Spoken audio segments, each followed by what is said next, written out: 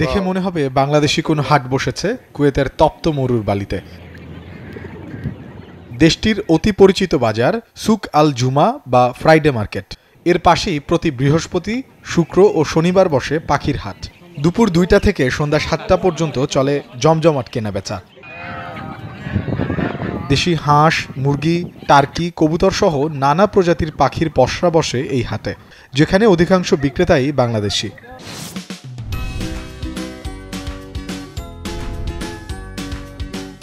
পিছিয়ে নেই ভারত, মিশর সহ অন্যান্য দেশের নাগরিকরাও।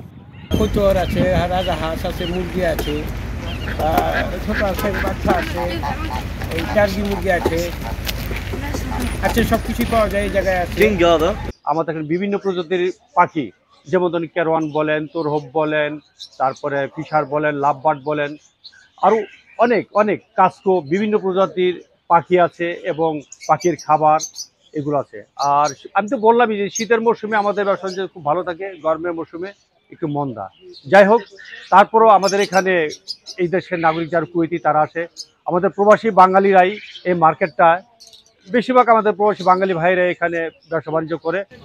শখের বসে সাপ্তাহিক ছুটির দিনে অনেকেই আসেন ঘুরতে, আবার অনেকেই খাওয়ার জন্যই কিনে নিয়ে যান এসব হাঁস মুরগি। বিভিন্ন মার্কেটগুলোতে হিমায়িত মাংস পাওয়া গেলেও জীবিত হাঁস মুরগি ও কবুতরের খুব একটা দেখা মেলে না। এ কারণে স্থানীয়দের কাছে কদর রয়েছে এই হাটের। কুয়েতের ভিতরে সবচেয়ে পুরনো একটা পাখির মার্কেট এবং এখানে আপনার কবুতর, মুরগি, খাবার সব কিছু পাওয়া যায়। এটা কুয়েতের অনেকই পুরানো মার্কেট, আলেফের মার্কেট এটা। এখানে কবুতর, মুরগি এসবের খাবার আমরা বিক্রি করি।